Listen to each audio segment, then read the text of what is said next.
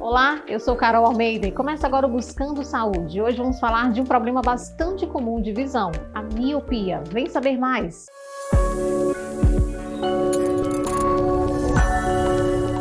E para falar um pouquinho mais sobre esse tema, nós recebemos aqui no estúdio a oftalmologista a doutora Carla Pereira. Seja bem-vinda, doutora. Muito obrigada, é um prazer. Doutora Carla, segundo o Ministério da Saúde, cerca de 35 milhões de brasileiros são míopes. Mas explica pra gente, de fato, o que é a miopia? A miopia ele é um grau que nós chamamos de erro de refração, não é uma doença. Sim. Na realidade, o olho, para a gente enxergar bem, precisa ter 60 graus dentro do olho. Porém, existe a miopia, que é a dificuldade de focalizar para longe. O paciente ele não tem alcance de visão para longe. O paciente ele vê até determinada distância. Então, quanto maior a miopia, mais perto ele consegue enxergar. O míope é como se ele tem uma lente de aumento dentro do olho. O míope ele tem uma visão de perto muito boa e uma péssima visão de longe. Então é uma dificuldade visual, dificuldade de focalização, de identificação do objeto à distância. Como podemos identificá-la, doutora? E quais os sintomas mais comuns? O paciente que tem miopia, a criança sobretudo, a mãe, ela vai observar quando a criança ela tende a se aproximar. Por exemplo, se aproximar da televisão, fechar os olhos para enxergar de longe. E aí ela tende, o mundo da criança começa a ser, já é um mundo de perto, mas a criança começa a se aproximar de todos os objetos. Na escola, as professoras já começam a identificar. Em casa, né? E aí ela começa a fazer as coisas só de perto, realmente. Ela, à distância, ela tem essa dificuldade e fecha muito os olhos. E como a gente identifica? Através do exame. A gente precisa sempre examinar as crianças, né? Principalmente porque atualmente isso vem aumentando devido ao uso excessivo dos meios eletrônicos. A miopia ela tende a aumentar, principalmente nessa pandemia. Doutora Carla, e quais são as causas da miopia? Ela é hereditária também? Tem fator hereditário. Por quê? Porque a miopia ela tem relação com o tamanho. Normalmente os míopes eles têm um globo ocular maior e vai aumentando na adolescência, tende a estacionar em torno dos 20 anos de idade. Por quê? Porque vai aumentando o crescimento, há um crescimento do olho e essa miopia cresce junto. Então, isso aí tem relação justamente com o crescimento, com o tamanho do olho. Porém, o que é que acontece atualmente? Atualmente, o uso excessivo do celular, dos meios eletrônicos, faz com que haja uma miopia do computador, que a gente chama de falsa miopia. Sim. Por quê? Porque quando a gente tem um músculo dentro do olho, que quando a gente olha para longe, esse músculo relaxa. Olha para perto, contrai. Se você está contraindo demais essa musculatura, o que é que vai acontecer? Ela vai ficar excessivamente contraída e fica com dificuldade de relaxar. Nossa. Então, se você está na aula, você está nos meios online, aula online, aí você no intervalo vai para onde? Para o celular. E você não relaxa essa musculatura. A musculatura fica muito contraída, que a gente chama de esforço acomodativo. Então, essa miopia, a população jovem está sendo mais míope por conta disso, por conta do excesso de acomodação, de contração. E aí gera uma dificuldade de relaxar essa musculatura. Por isso que a gente sempre orienta. A cada 20 minutos, para o que estiver fazendo de perto, olhe para longe, porque o jovem ele tem esse músculo que tem que funcionar muito rápido. Sim. Contrai e relaxa. Só que com o passar do tempo, com o passar desse excesso de acomodação, está fazendo com que ele não tenha isso aí e começa a gerar uma miopia. É a miopia do computador. E existem os graus de miopia, doutora Carla? Existem graus, a gente normalmente prescreve a partir de 0,75, que é quando ele começa a ter queixa. Mas já peguei pacientes com 30 graus de miopia. Nossa, então leve, moderado e grave. Exato. Acima de 6 a gente já considera uma miopia elevada. Ela pode ser corrigida e como? Isso, olha só. A miopia normalmente a gente corrige com óculos, né? Mas existem outros meios, que é a lente de contato, a cirurgia refrativa. Existe também, chama-se ortoceratologia, uma lente de contato que você coloca para dormir, porque ela vai aplanar a córnea e corrige. A gente não faz aqui, até porque é um processo bem trabalhoso, mas existe também, né? E existe um colírio. Esse colírio a gente faz quando a miopia está avançando muito rápido.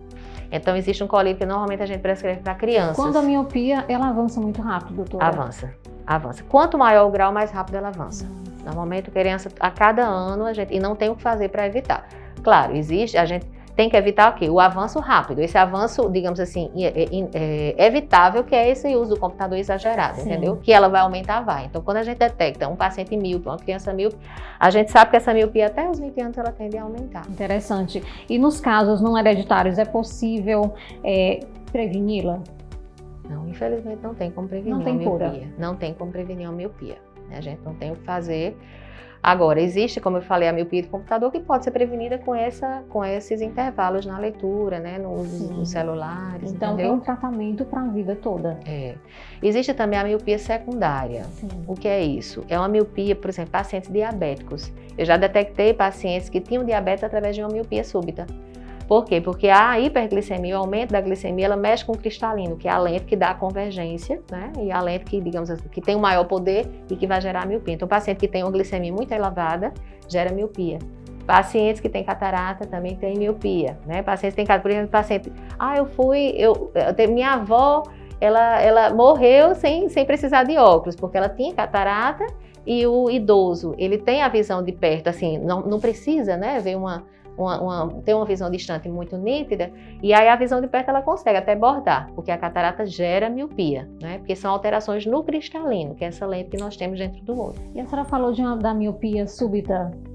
Como ela se desenvolve? Como ela chega a esse estágio de súbita? Então, essa miopia súbita é uma mudança na nossa lente. A gente tem uma lente dentro do olho, que é o cristalino, que é essa lente que ela converge, ela pode aumentar e diminuir, e automaticamente ela vai focalizar ou não na retina.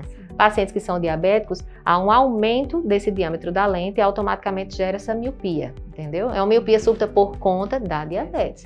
Não é uma miopia súbita que o paciente jovem ou criança ela tem normalmente. Doutora, e para finalizar, existem hábitos que nós devemos evitar, como a exposição exagerada de telas e outros, para que a gente não possa, né, sofrer tanto com esse problema? Porque, como a senhora falou, não tem cura, é um tratamento que é para a vida inteira. A gente precisa se conscientizar, não é verdade? Exato. Como eu falei, a miopia ela pode ser, digamos, naturalmente progressiva, que é o que se espera de uma miopia. Sim. Porém, alguns hábitos a gente sempre evita. Por exemplo, coçar os olhos. Não que vá aumentar a miopia. O coçar os olhos faz aumentar o astigmatismo e pode predispor a alterações na córnea, na parte anterior do olho. Então, pacientes são muito alérgicos, sabe? Ele começa a desenvolver o astigmatismo e também pode haver um aumento da miopia, não por conta do ato de coçar, mas naturalmente. E esse, como eu falei, o uso excessivo de celular, realmente, hoje a gente vê que 2, 3, 4, 5 horas seguidas, isso não é bom.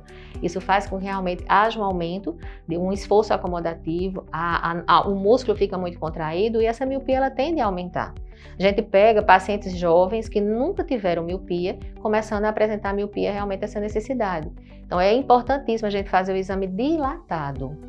Precisa dilatar a pupila. Por quê? Porque quando você dilata a pupila, você paralisa essa musculatura e você sabe qual é o grau exato que o paciente tem.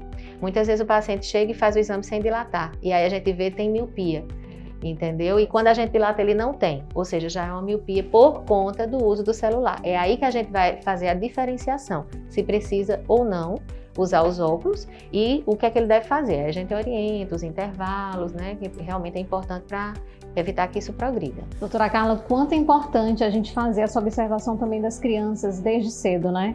Porque particularmente quando eu fui procurar um oftalmo, ele já disse, olha, você deveria estar usando o óculos desde cedo, e você veio depois de um certo tempo. Como é importante a observação dos pais, as crianças, os jovens já falarem para os pais, olha, eu estou sentindo isso, porque os pais precisam saber e daí encaminhar para o mundo profissional. Exato, olha só.